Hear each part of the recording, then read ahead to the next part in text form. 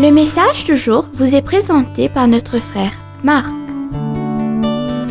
Salut, chers bien-aimés de notre Père Céleste. Nous sommes toujours avec notre message « La foi qui peut déplacer notre montagne ». Aujourd'hui, nous allons considérer un exemple dans la parole de Dieu pour illustrer notre propos. Bien-aimés, les Écritures indiquent clairement que Dieu ne prend pas l'incrédulité à la légère. Le Nouveau Testament nous donne un exemple dans l'histoire de Zacharie. Dans Luc chapitre 1, Dieu a promis au prêtre vieillissant un enfant miracle, un fils qui serait un précédent du Messie. Zacharie était un serviteur pieux et fidèle qui avait prié toute sa vie pour la venue du Messie.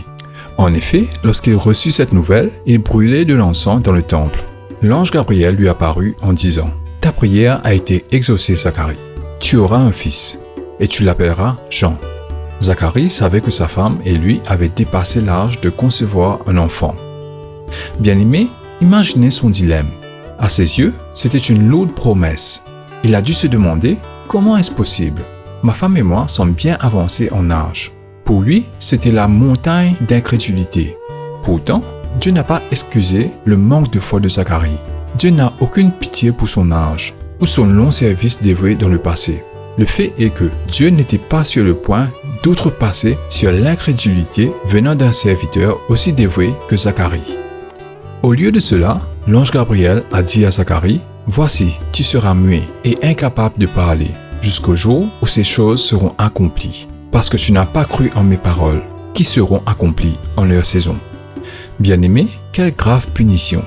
Le propre fils de Zacharie allait annoncer la venue du Messie, mais le prêtre lui-même ne pouvait pas célébrer la nouvelle pendant la durée de la grossesse de sa femme. Bien-aimé, ressemblons-nous à Zacharie dans notre foi? On peut beaucoup discuter à ce sujet. Mais la vérité est que la montagne de l'incrédulité était dans sa vie et si nous n'y prêtons pas attention, cela peut aussi être notre cas. Comme je le dis souvent, l'éléphant est dans la pièce. Demain, j'apporterai un autre exemple de l'Ancien Testament avec le même scénario. C'est la montagne de l'incrédulité. Que Dieu vous bénisse tous. Je vous en prie, soyez prudents.